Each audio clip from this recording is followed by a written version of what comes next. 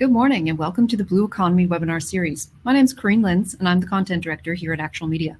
I'll be your moderator for today's discussion, Advancing Municipal Co-digestion. Before I jump in and introduce today's panelists, I'd like to give you a quick tour of the Crowdcast platform. By now, you've probably noticed a few people checking in on the right-hand side of your screen. With the chat feature, please say hello and let us know who you are and where you're from. Right above the chat, you'll see an Actual Media icon. If you click follow, you'll continue to be updated on our Blue Economy series as new webinars are announced. And down below, you'll see a variety of information. You can see how many people are signed into today's webinar. You'll see the polls feature where we encourage you to cast your votes. You'll also see a little green button that will link to the speakers' websites, so be sure to check those out as well. And most importantly is the Ask a Question feature. So please don't be shy about becoming part of the conversation. We'll do our best to answer as many questions as possible. Last month, we talked to representatives from the government, academia, and the private sector about the guidelines and regulations needed to ensure reliable access to safe drinking water for all Canadians. If you missed it, that conversation is available for replay on Water Canada's events page. Now today, we've got a fantastic lineup of panelists to dig into yet another interesting topic, Advancing Municipal Co-digestion. Before I introduce today's speakers, I'd like to take a minute to acknowledge the many First Nations and Indigenous peoples of Canada as the original stewards of this great country.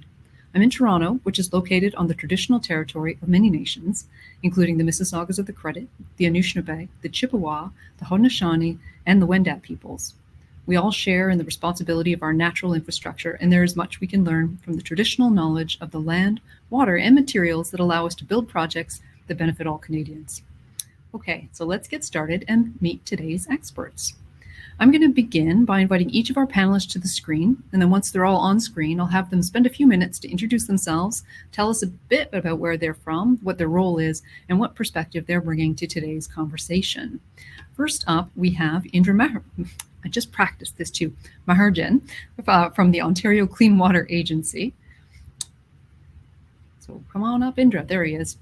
And then we have Jennifer, good morning. And then we have Jennifer Green from Canadian Biogas Association. Next up, good morning. And next up we have Tej Gita from GHD. There he is, good morning, Tej. Morning. And then we have David Unrau from the town of Petawawa. And last but certainly not least, we have David Blaine from the city of Chilliwack. Welcome. Good morning.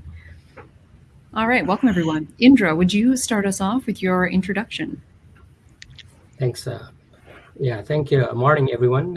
Indra Maharjan. I work with the Ontario Clean Water Agency, and my main portfolio is to drive innovation, efficiency, and optimization within municipal wastewater systems in Ontario.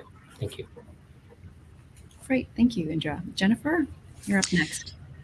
Good morning, all. I am the Executive Director of the Canadian Biogas Association, which is the industry's voice for the growth of Canada's biogas and renewable natural gas industry. We provide a lot of activity in terms of advocating and doing a lot of education and outreach for the industry to create awareness and resources, all with the goal of being able to help grow the sector in many, many different facets. Great, thank you. And then David Unrau, you're up next. Yeah, I'm from the town of Petawawa, just approximately 2 hours west of Ottawa. So I'm the Director of Public Works. And so the perspective that I bring is from a smaller municipality that is looking at doing a net zero co-digestion project. And turning the biogas into either electricity and or renewable natural gas. Thank you. Perfect. Thank you. And David Blaine. Oh, and for reference today, it's going to be David U and David B. So David B, you're up next. Okay, good morning. So I'm the Director of Planning and Engineering for the city of Chilliwack. So it's a city of about 100,000 people just east of Vancouver, for those of you who don't know where we are. I'm responsible for all aspects of engineering here at Chilliwack, including our wastewater treatment plant and our environmental services. We are working on our greenhouse gas action plan updates. So we are also looking in the process of a co-digestion project. again, looking at feeding the excess gas into the Fortis-BC system. Fantastic. All right, so let's dive in. It's common knowledge that the amount of greenhouse gas emissions entering the atmosphere needs to be limited. If we're to stave off the negative implications of global warming, at the municipal level, there's an opportunity to help reduce these emissions by diverting organic waste from landfills to wastewater treatment plants. This is so the organic waste can be co-digested and produce biogas. And I mean, that's really just setting the scene a little bit about our conversation for today. Indra, I'm hoping you will kick us off with, what are the key drivers for exploring co-digestion from a municipal perspective? And then I think we'll go to Jennifer and go kind of around the virtual room after that. Oh, Indra is muted. Sorry. No worries. Yeah, now you're good. So I think for the municipal wastewater system owners, the key principle that's driving this co-digestion opportunity is asset management, right? The existing wastewater treatment plant are operated based on the revenue from ratepayers. So there's only one single source of revenue. And we all know that Canada, among the G8 countries, pays the lowest rates for water and wastewater. So the financial model for operating and maintaining the system is not sustainable, and that's why there's a need for huge expenses to maintain the digesters and get it functional. Second is a lot of these digesters have unused capacity, because they were designed for certain capacity and it's underused, and we are trying to leverage that unused capacity by introducing enhanced innovative technology that also not just the hydraulic capacity, but also the processing capacity. And so we are not coming from, hey, let's provide a solution for organics management. We are not coming from that. But we also know that the municipalities also have challenges to start thinking about organics management. And that's where the stars got aligned, right? You have a digester, you have existing asset, you have a permits, and you have unused capacity, both hydraulic and process treatment efficiency.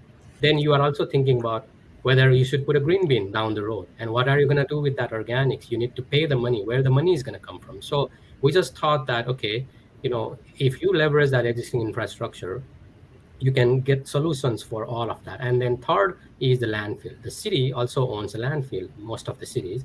And the landfill is a very scarce infrastructure nowadays. With current changes in the regulation, expanding a new existing landfill or even building a new one is kind of it's not going to happen. So I think connecting that all made it sense to try to see if we can leverage this infrastructure. And then, as you said, the other benefits are government funding, significant greenhouse gas reduction. Most of these municipalities, have a targets or directed targets to reduce the greenhouse gas, and single projects like these helps them achieve that targets very easily. So, and then the government fundings around these projects also making it a little bit more viable. So there's a lot of other co-benefits around it. But I think the primary, as I said, is coming from asset management and shifting from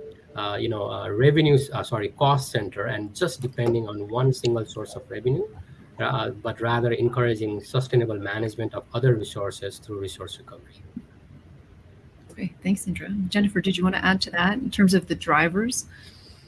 No, I think Indra really captured a lot of the key points there. And I think, when we look at the drivers and the benefits for municipalities, Indra had mentioned, the existing infrastructure. And I think one of the things that's really telling of municipalities is that they have a head start in construction or, actual physical assets in the ground, and also the experience of running these plants. So with that, we're just kind of building on that knowledge.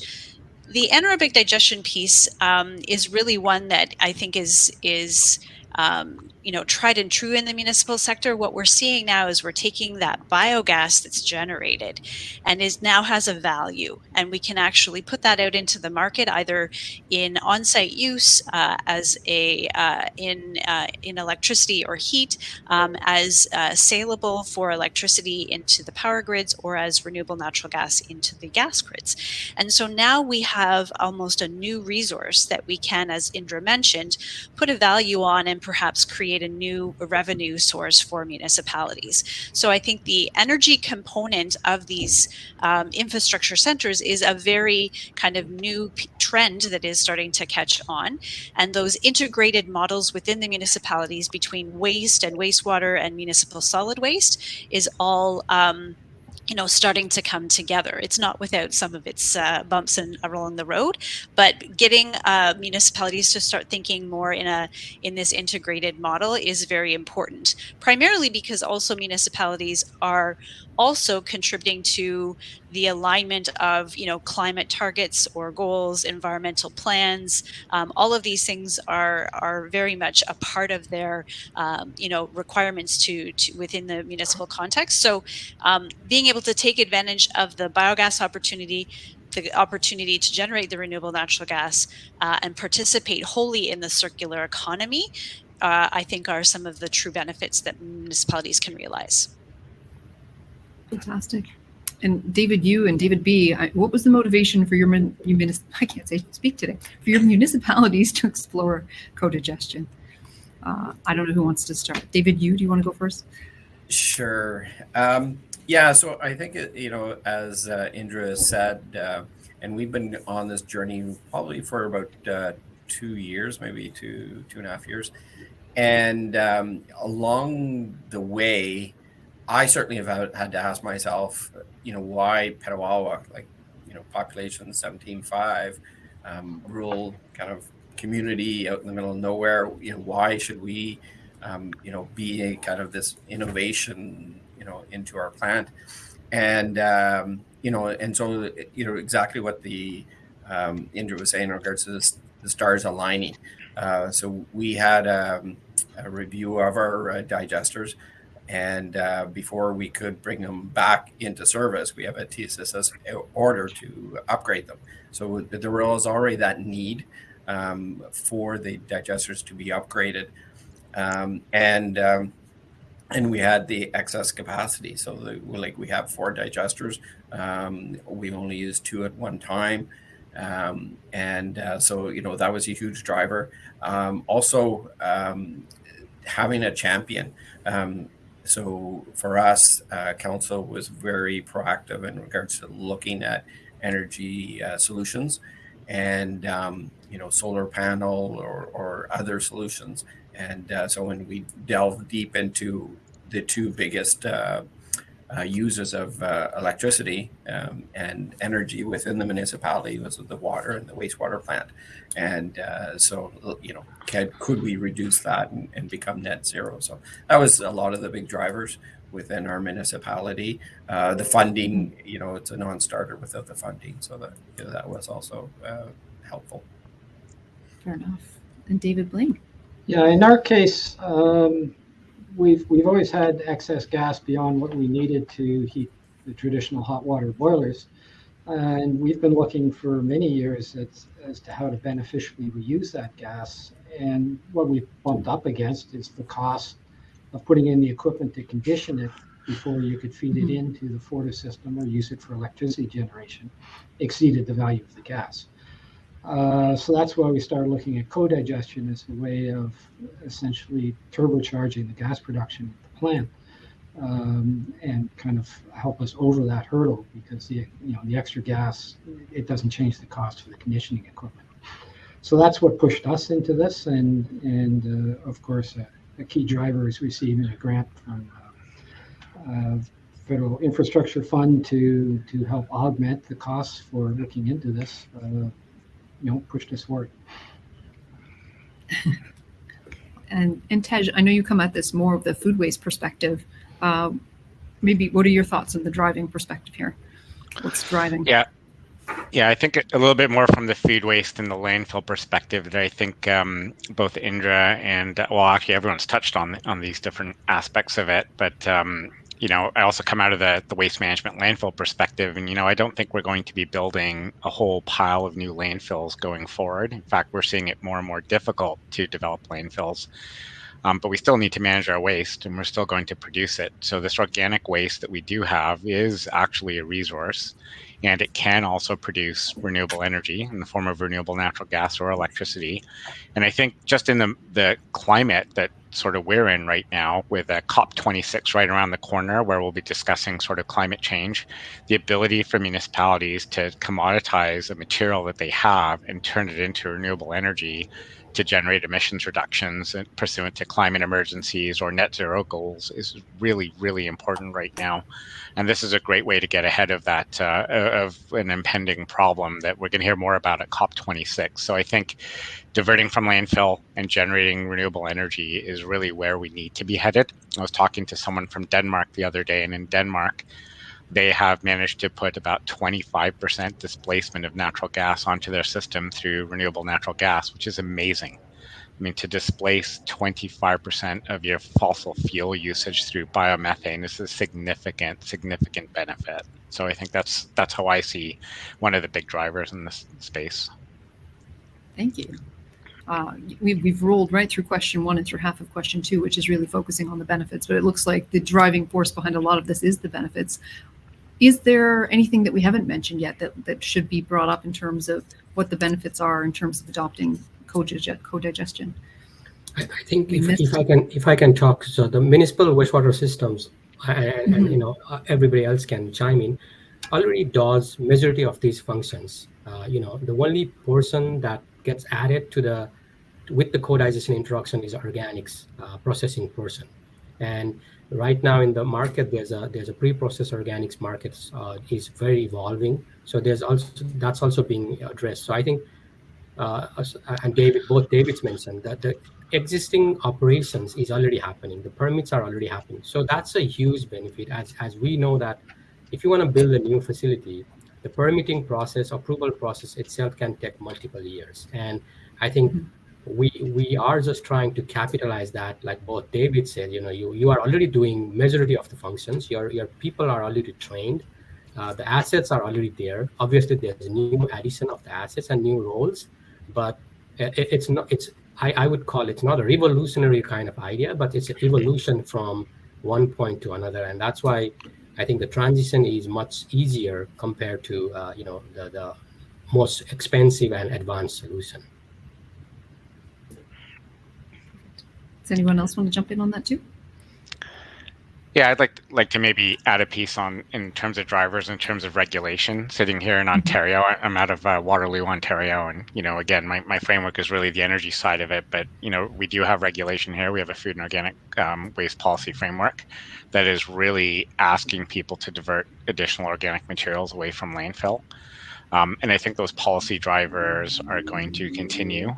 We have the entire state of California down the states that has a very aggressive organic waste ban. I think that's just another driver that's going to force looking at organic waste processing. And I think, you know, not everyone can go out and build an entire new greenfield organic waste processing facility for their own materials because, you know, not everyone has sufficient quantity to do that. So I think co-digestion just fits really nicely into that space of we've already got the infrastructure, as Indra mentioned, assets. How can we leverage those assets to deal with these things and to generate some of these renewable energies and stay ahead of regulation? Fantastic. All right, we do have a question from the audience here that I'm going to slot in right now.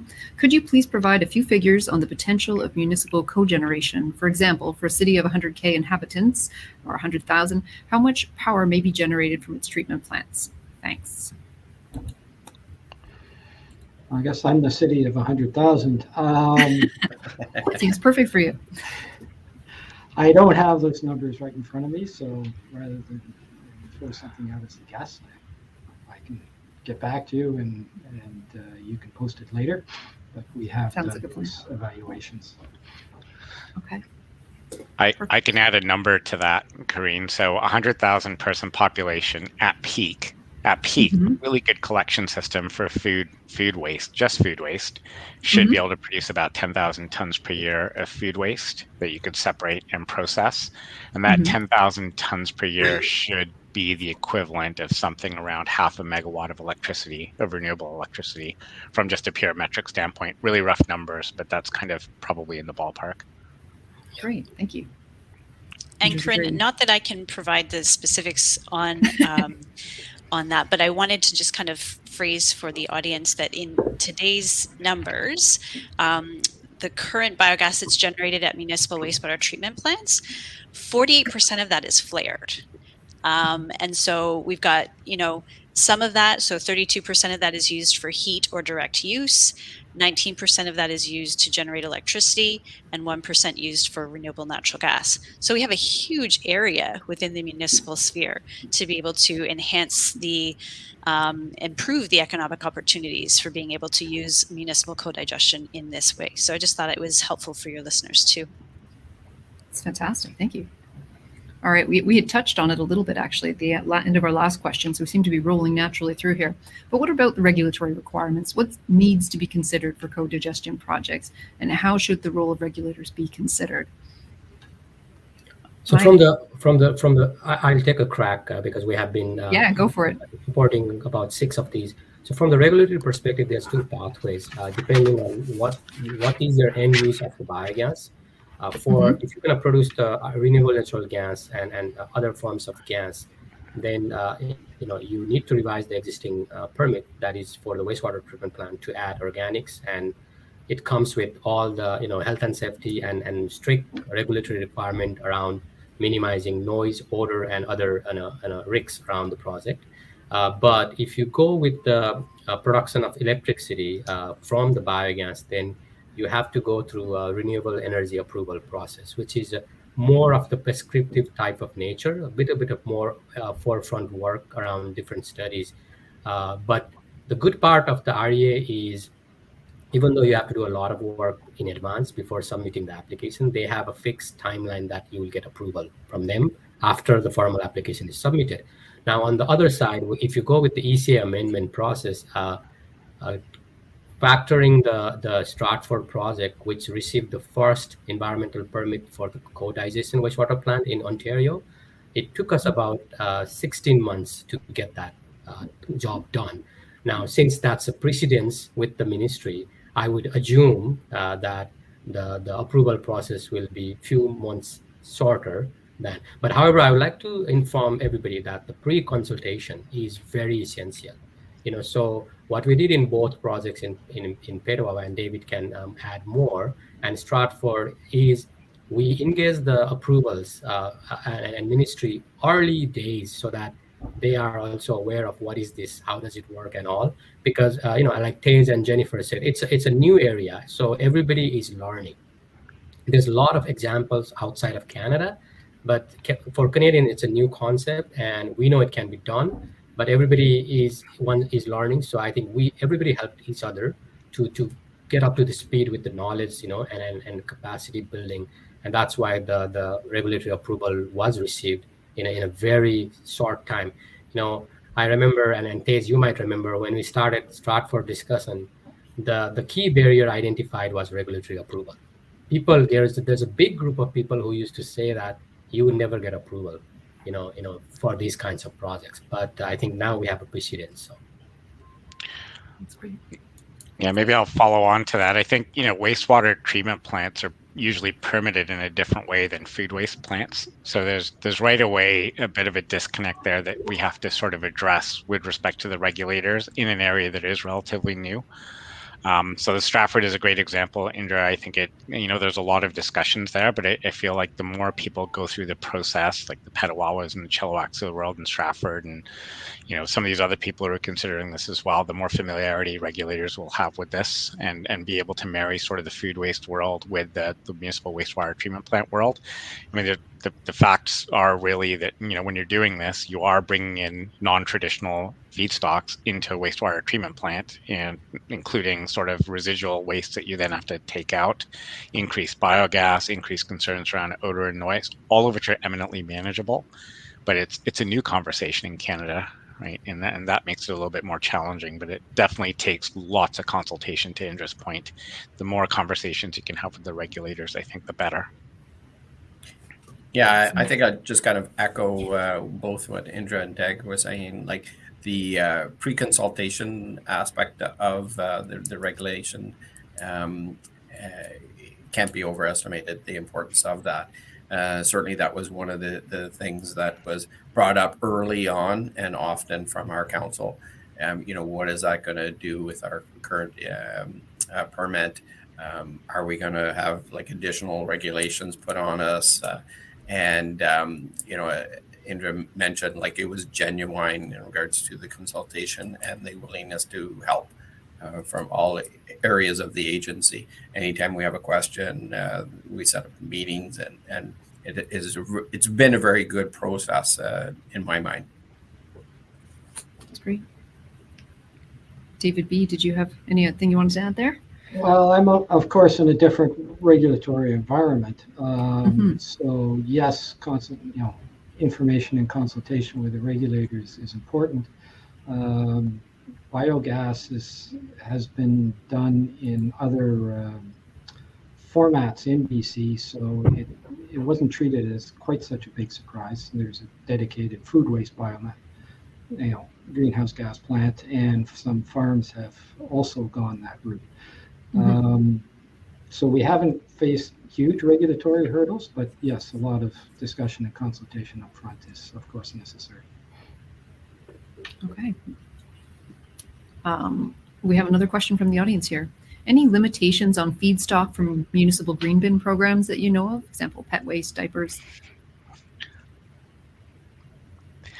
I'd love to take a crack at that one, please, because most of my background is in the technical side of like processing these materials that are very variable across the country. I mean, I've done work on food waste across North America and internationally now, and all kinds of streams are very different. I do a lot of work with the City of Toronto.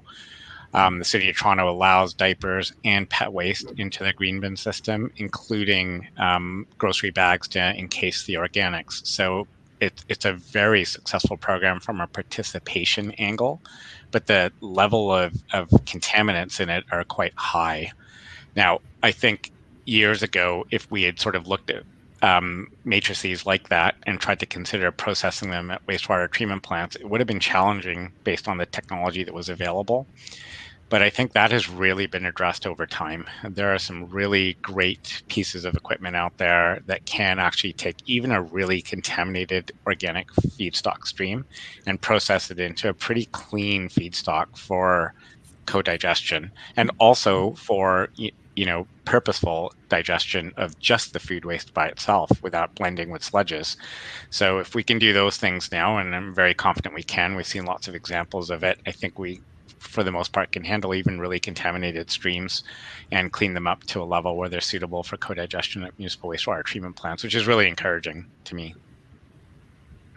Fantastic. We have another sort of follow-up question, some still related. Are only organic food waste considered for co-digestion? Should other streams like septage be considered as well to minimize spreading untreated septage on land?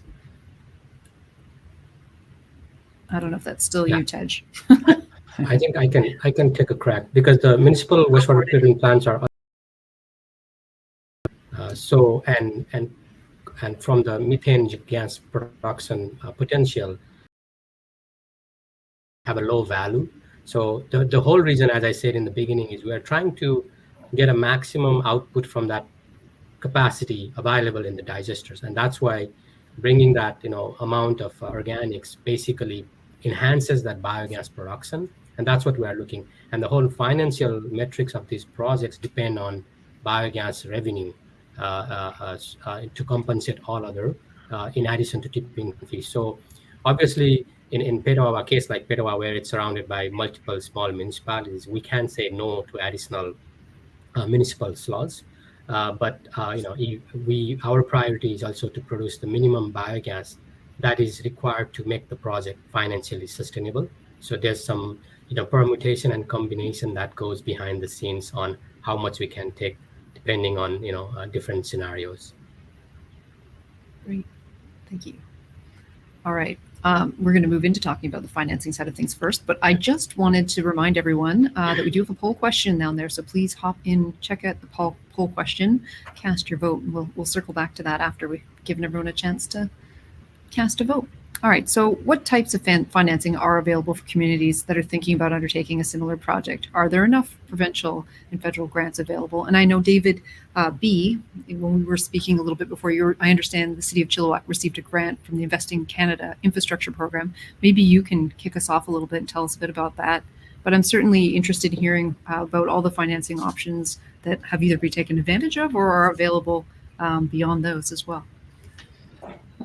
Yeah, so we applied for a grant some years ago under the Investing in Canada Infrastructure Program. They were emphasizing green energy solutions, so it fit very well.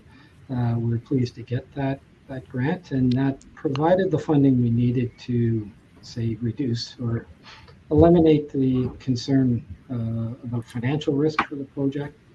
And I think we can probably talk about financing in a lot of different ways, because low gas prices or low feed-in tariffs are also a barrier. The project has to be financially viable. You see a lot more of these projects in Europe, but gas prices are much higher in Europe, so the numbers work out differently. So that's where we applied for. There aren't any provincial programs in BC. It was under the federal program, so we were very successful and happy to move forward with that. Fantastic. Yeah, so from Petawa's perspective, we've been very fortunate with the support of Aqua in receiving funding. So through the Federation of Canadian Municipalities, FCM, so we got funding for our feasibility study to be completed. And then once that was completed, then we applied to the Low Carbon Energy Fund and received funding through there. So as the other David was mentioning, without those financial incentives, it's tough making the business case as is in regards to taking a look at the return on investment. And so if you remove some of those funding sources, it just makes it that much tougher. So that's been one of the big benefits for the town of Petawa, is receiving those funding and starting the conversation and then putting together the business case. Yeah, and I'll add something, and I know Jennifer is also busy working with the funders or funding agencies, so she can chime in a little bit more too.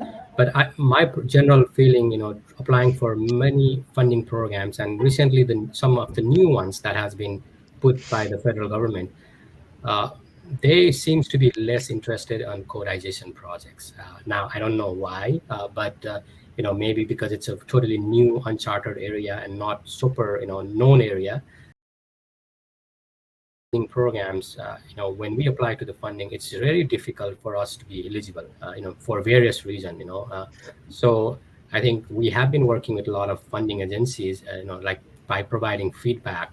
For example, the recently available Clean Energy Fund, Clean Fuels Fund, the documentation and everything was very, very difficult for a small project. If Petawa has to apply to that funding program today, I don't think any small towns will spend $30,000, $40,000 just to put a funding application, So I think fundings are available, but my humble request to the funders is also like, the funding application process needs to be reflective for small projects, medium projects, and obviously the large projects that has a lot of numbers attached to that. So I don't know, Jennifer, if you want to add a few on that. Yeah, I think everyone would have a beef about funding and the applications. They can never be big enough, wide enough, easy enough to navigate. But I think the Federation of Canadian Municipalities and their Green Municipal Fund is a really targeted area that you can investigate. I also would plug that while the funding side, be quite savvy in terms of your feasibility, in terms of what you're looking at when it comes to the funding. A lot of times it may be front end support in capital expenditures. Maybe there's a certain ratio of contributions that you have to put forward, but also was mentioned some of these power purchase agreements that basically cover the lifespan and the operating life of the facility. And that is, not insignificant when you're looking at day-to-day operations of the plant. So different types of funding models are out there, different types of funding pockets are out there. Just be cognizant of what it is that you are looking at. I wouldn't ever push away a grant. There's also repayable loans and that kind of thing that come with additional requirements, but for sure you want to be able to look out 20, 30 years in terms of the lifespan of your plant as well. So I would agree, Indra, not the granting portfolios out there. I think we're definitely advocating for those to be much larger and much more accommodating for multiple types of anaerobic digestion across the board. And so, working with people and partners like FCM and others within the federal family is definitely something that the Canadian Biogas Association has on its radar. All right, so I'm going to take a quick look at our poll question here. How familiar are you with municipal co-digestion? And it looks like somewhat familiar is the majority of the votes, with about 57%. Only 9% are very familiar, and just 33% are not at all familiar. So I think that's probably helpful for our panelists today to kind of get an idea of who we've got joining us. We have a very popular Ask a Question box today, so I'm going to go there again and see what we've got. Question here: are municipal plants having to hire gas technicians to work at the plant, or are most contracting out the maintenance for the gas system? I guess I'll start. We have operators who are certified to work on the gas system. I mean, gas generation's been part of wastewater treatment for generations, so that part of it isn't new. We're not adding a new technology there. The only thing really new in co-digestion is you're adding food waste as well as sludge. So that's not really a big hurdle for us. Okay, perfect. All right, next question up is just wondering on the seasonal climatic effects on the cogeneration efficiency. Any thoughts or numbers per season? Thanks. Does the season matter? I think that would be Taze. Yeah, that's an interesting question. I mean, season does matter because when you're digesting, you're trying to keep your digester tanks within a fixed temperature range. Mm-hmm. And when it's cold or potentially exceptionally cold, that means you just need to consume more energy in the form of either biogas or natural gas to keep the digesters warm. But doing that insulates you from the climactic effects. So the number I tend to use, and I'm just going to go by an Ontario example of sort of in and around the Toronto area, in and around that area to keep digesters warm during the Toronto winter, you're probably going to consume about 15% of your total biogas just to do that, if that's what you're going to use to heat your digesters. But it's eminently doable, and you can easily shield yourself away from the climactic temperatures because you got to keep those digesters at a certain temperature range anyway, and that's very, very possible. Yeah, and I think from the off-take side of the things, the demand for the gas goes up in winter. So if you are injecting the gas into the pipeline, you have to have a demand so that you can inject the gas into you produce. Similar with the electricity, Ontario currently doesn't have a program that allows us to sell the electricity to the grid. They only allow behind the meter consumption. So if the plant is not consuming in winter, but you are producing in winter, so it kind of balances out like Tez said. Yeah, I was just going to actually flip or approach that from a different angle in regards to the seasonality of it. So we've had an organic program within the municipality and the two other surrounding municipalities probably for, I want to say maybe 15 years now, 20 years. And so when we took a look at that option for the co-digestion, and we took a look at it during the summer. So a lot of it was actually waste from the yard, so grass clippings and things like that. So there wasn't that value of food waste. And so I think that's something you have to be careful of if you're planning on bringing your organics that you collect at curbside directly to your plant.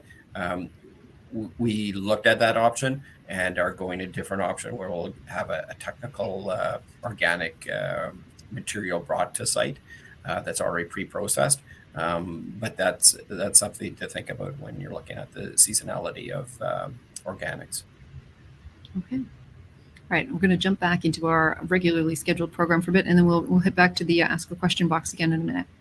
All right, so what are some of the potential challenges that individuals and communities might face when undertaking a co-digestion project? And I think we mentioned risk or risk-averse culture. What are some of the ways those challenges can be overcome? So what are the challenges, maybe from your own experiences, and then other things that might have popped up along the way as well? Yeah, maybe I'll jump in right away. So for myself personally, the approach was one learning in regards to capacity building for myself, and then presenting the feasibility study to council, and it made sense technically, but the challenge that I found was that it was a change, and so not approaching it from a change management perspective, and strictly as a technical. We got through it, that first part of it, but it was a struggle. And so then from that date, and so probably for the last year and a half now, there's been a lot of communication, and trying to understand the different aspects of where council is coming from it, what the public is looking at it. And so really taking a look at this item as being a huge change. Like I think Jennifer was mentioning, like instead of it, being a cost center, like it's a possible revenue generator. And so using different tools. We've gone down to the plant on several occasions and say, this is a digester. This is what we're going to do with it. And I think it's gone a long way into creating that capacity within our council and our senior management team, and so that's one thing I can't overestimate is the approaching it as a change management strategy. Maybe I'll kind of build on that. I'll take a bit of a shot at the term risk-averse culture because I've been hearing that for decades. People have tried to sell me all kinds of widgets using that term, and most of them don't pan out. So it's not really that. No one thanks council or the engineers for building a $10 million project that doesn't work. We get some thanks for building one that does work. But, so there's a reason for the culture. So the reality is, how do we reduce the risk, and how do we make it more cost effective and make it a good project so councils go, hey, we can get behind that. Most councils, Petawawa seems interested, but most councils, their eyes glaze over when you talk about the wastewater treatment plant. So if you come with a good project, in my case, they'll back it. How do you reduce the risk? Well, you build some projects, and in both our cases, we received funding from senior levels of government that have reduced the risk to the municipality. We weren't in a place to just take a. With that support, the staff have interest in making it work, so we can move forward. You get half a dozen or a dozen plants in Canada working, and then that makes it much easier for the rest of people to understand what the costs and the benefits are once they're up and running. So that's really important, that support. And the other side, and I've alluded to it, is making the financing work and making it clear that it's positive financially. We're moving that way either through gas tax charges or higher gas prices. But yeah, making the revenue side more positive certainly will help these projects as well. Thank you. All right. We have a lineup of questions rolling in here from our audience. Let's see if we can get through them, because I don't want anyone to feel like they got skipped. Are the wastewater treatment plants conditioning the gas prior to going into the generator to produce electricity? I can maybe take a stab at that. So biogas has different flavors depending on what's giving rise to it. So a pure food waste digester, and I use the term flavor somewhat facetiously, but somewhat not. pure feed waste digestion generates tons of hydrogen sulfide in the gas, and that means you have to do something about the hydrogen sulfide before you go through a cogen application. Most of the time what we see is that people are conditioning the gas prior to engines by at least knocking out the water and possibly knocking out some of the trace gases, but otherwise the gas goes through as it's generated through the engines, and most engines, Jenbachers, Caterpillars, different brands that are available out there can accommodate that. That's different from renewable natural gas. In renewable natural gas, you're fully conditioning the gas. You're taking out the carbon dioxide, you're taking out the water, you're taking out hydrogen sulfides, siloxanes, VOCs, all of the different components. So there's a little bit less treatment required if you're going through electricity. But I think Indra sort of mentioned this as well. You have to really look at the market for renewable electricity compared to renewable natural gas, because those are two very different markets now. We proportionally do very little work in making renewable electricity from biogas anymore, in part because where I sit here in Ontario, our electrical grid is quite clean from a carbon intensity standpoint. So no one's paying for that product anymore. Whereas natural gas is 100% fossil fuel, and people are interested in decarbonizing that. So you go through a more elaborate gas conditioning process, but someone's willing to pay you for that gas over a long period of time. It has quite a lot of value. Okay. All right. So next question. In Ontario, has TSSA been a good partner in the program for co-digestion, or have there been roadblocks in the approval process for the gas system design and construction of the co-digestion systems? And that's by C. I think Ted should take that. I don't want to answer that question. I think, okay, let me add that, let me just mention that TSSA and ESA are definitely parties that will be involved in any kind of construction or reinvestment into the existing infrastructure. So you do have to factor those kind of approvals into your process. There have been, because you're dealing with gas and because there are different, appliances, as they use the term, connecting to and using the gas in as a fuel.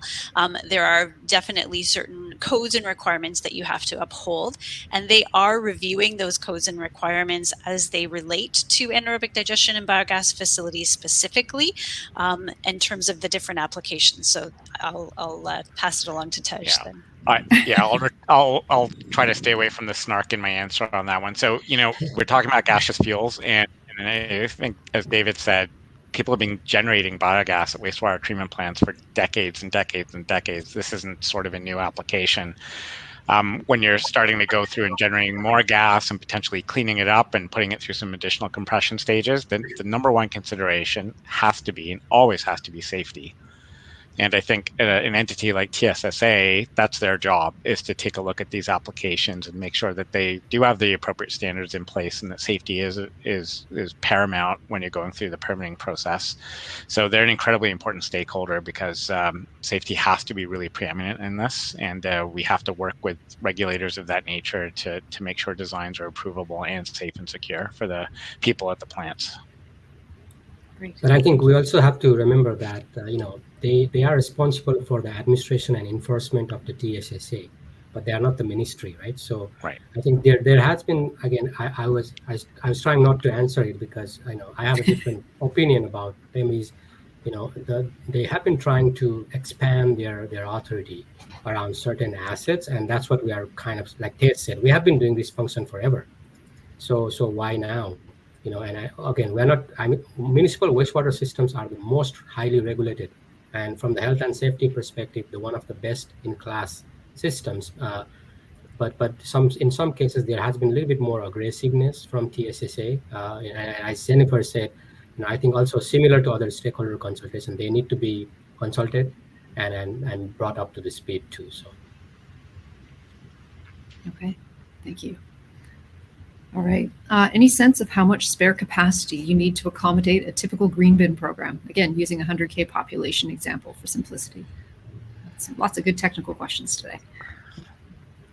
Spare capacity is an interesting question. I'm assuming that question is directed at how much capacity do you need in a wastewater treatment plant to accommodate a population of around 100,000 tons. So that's going to be a tough one for me to answer. Again, I think 100,000 person population, probably at peak, without the leaf and yard waste component, but just the food waste, is probably going to generate around 10,000 tons per year of organic waste. That's probably the best you're going to do out of a population that size. That for a wastewater treatment plant that's already accommodating 100,000 person population is a substantial input of additional material into a wastewater treatment plant. That's quite a lot, actually. So I can't answer that question directly. I wish I could, but I don't have the brain power to do that. But I think there are lots of people out there who can analyze wastewater treatment plants and existing digestion systems and understand what capacity already exists in those systems and how much, or if you need additional sort of treatment of the material before it goes in, like a hydrolysis process, or if you need to build a new digester to accommodate the additional loading that you're bringing into it. Benefit again being food waste has a lot of biogas potential compared to sewage sludge. I mean, you're going to pretty dramatically escalate the amount of biogas you're getting out of a plant and hopefully push a project into a scale where you can do a renewable natural gas project and you can generate additional revenues and emissions reductions. So definitely something that has to be looked at sort of case by case on a wastewater treatment plant basis, which I know is a bit of a cop-out answer, but it's the best one I got. And I'll build on that and just say that as municipalities are reviewing their assets and looking at their planning processes, considering co-digestion and biogas as an opportunity is really that's the primary question. Like when you're going through these reviews, when might be the right time for me to shift, and how much planning time do I have to put in place so that you can appropriately navigate? So I think the timing aspect is also kind of a key element for municipalities to ponder when they're thinking about their options and their investments into infrastructure. Okay. Perfect. All right, let's see what we can squeeze in here. More questions keep coming. All right, what are the effects of co-digestion on the solids train or the digestate biosolids? Are there significant changes to the volume of these residuals? Another technical. Yes, go ahead. Well, I kind of wanted to hear the Davids talk about this one because you're living this experience. So. Yeah, we haven't actually built it yet, so it's theoretical. But yes, we would expect more biosolids to be disposed of at the end. But keep in mind, I mean, when we're collecting green waste right now, it gets hauled away and is composted and is addressed that way. So once it's digested, reduced in volume, it goes off and gets distributed as biosolids and is used in a different direction. So yes, it'll increase the volume of biosolids. Again, that cost gets built into the cost of the project, and that's part of our evaluation.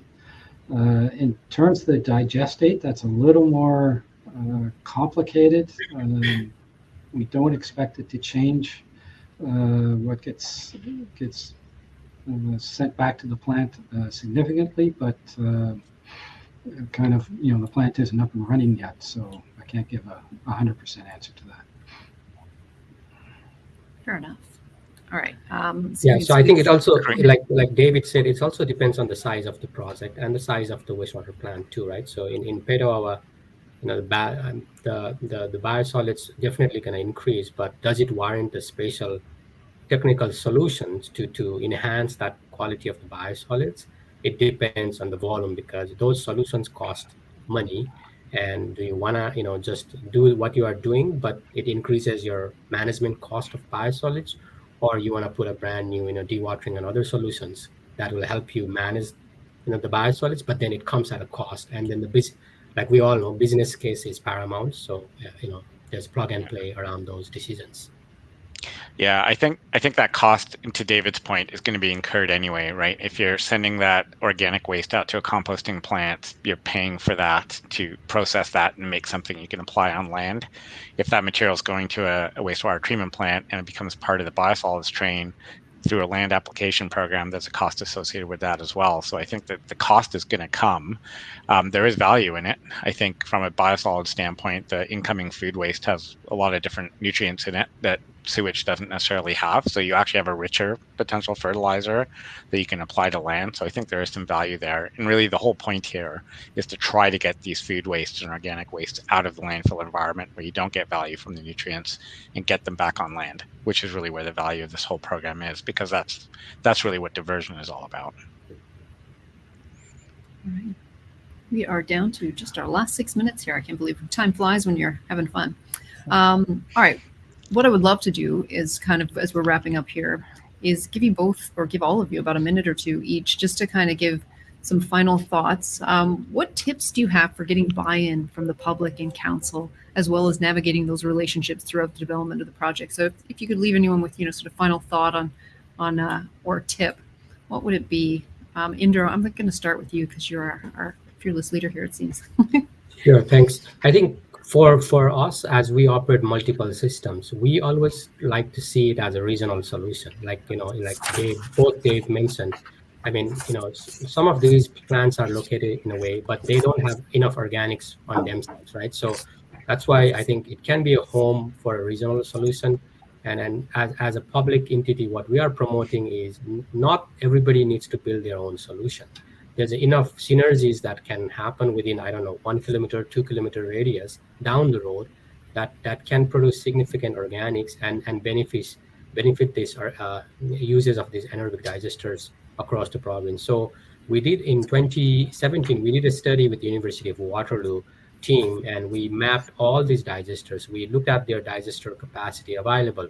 We even looked at, how much capacity will be available if we add new digesters, plus if we use innovative solutions. And the study concluded that there's enough capacity for a short to long-term solutions. So I think that's where we are going. Obviously, the cost is expensive because we are working with the municipal process, decision-making process, and that's one thing I think I'm really encouraged with the stakeholders is a lot of stakeholders we are working with are discussing about how can we make this implementation process easier so that the cost can be reduced. Different models of project delivery, not a typical P3 model, but different models. And I think we don't have time to discuss the delivery models that different cities are using. But that's what we are trying to innovate now is, okay, we know technology, we know organics, we know all of these. Now we are focusing on how we can deliver it in a best way so that the time of decision making is not 5 years. Let's finish the whole project in 5 years or 3 years kind of thing. So that's where a lot of stakeholders are focused now. Okay, and Jennifer. My closing tip would just be more awareness. I did put a link into the RNG handbook for Canadian municipalities, and this is a free resource that is available on the Canadian Biogas Association website. The more that you can dive into this and ask the hard questions, even speaking with people like our crew of Davids on this panel is extremely important because they've navigated some of those steps before you. So I would say definitely informing yourself and digging into those hard questions, finding champions within your council and within your staff that are looking into this, all are kind of part and parcel of some of the information in this resource that you can use. Thank you. And David Blaine, I'm going to go to you next as I know you have a hard stop. Okay, yes. So in getting buy-in, public buy-in hasn't been a big problem. There's a lot of support for green energy solutions. And our wastewater treatment plant doesn't get a lot of public attention anyway.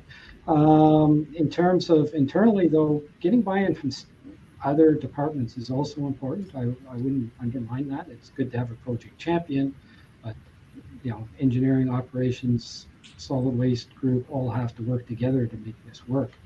And then buy-in from council, well, that really is linking to council policies. As I said, we're updating our greenhouse gas action plan. Most councils have declared a climate emergency. Well, not most, but a lot have declared a climate emergency. Linking this project and making sure there's understanding of how it feeds into those goals is pretty important. Thank you. And Tej. Yeah, I think just, telling a story and telling the story around this is really important. That's the advice I would give. And what is the story? I think, climate emergencies are everywhere now. We have a carbon tax moving into Canada now that's going to go up all the way up to 2030 to $170 a ton. There's going to be much more attention paid to this space, and the ability for municipalities to act on this and do something. A big chunk of that is going to come from the food waste space and what they do with that food waste, and linking that to infrastructure they've already built and really operate well already, which we tend to do in Canada. We're really good at wastewater treatment plants. to utilize that infrastructure to deal with that climate emergency. I think telling that story in that way is really important to gain acceptance, and it's going to become more important as we go forward. Fantastic. Thank you. All right, David Unraw, bring us home. A lot of pressure. Yeah, I think everything that has been said, I was going to say, I think is really important to approach it in regards to a change management aspect, and create that strategy as you go through and evaluate the technical side of it, but also approach it with the your tools, creating that capacity. Like it's another tool for municipalities, and it's not a tool that we'll all use, but it's certainly in our conversations in regards to what options do we have, and then make it easy for council and senior staff to, I'm going to use digest, that information. Everyone's busy, and it's very easy to say no. So if you can make that information easily available, and frequent, and in different platforms, like verbal or going for site tours or videos, I think all that will help the education. Thank you so much. Well, thank you to all of our panelists for this fantastic discussion. And thank you as well to all of you that tuned in today. Your participation through the chat feature, questions, and polls, they go a really long way in infusing these virtual events with a real sense of community. So again, thank you. Hopefully it won't be too much longer before we're able to get back to more live and in-person events. Natasha, our awesome event manager here at Actual, has reminded me that we are to mark our calendars for June 1st through 3rd, 2022 for the Canadian Water Summit in Remtech East in Niagara Falls, Ontario. More details will be coming soon, so keep an eye out for those at watersummit.ca. In the short term, we'll look forward to seeing you back here again on November 17th for our next Blue Economy webinar, which is tackling plastics and fresh water. If you have questions for our speakers, you can email them to me ahead of the event at corrine@actualmedia.ca.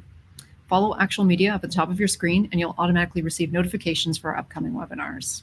So thank you again, stay safe, and we'll see you next time.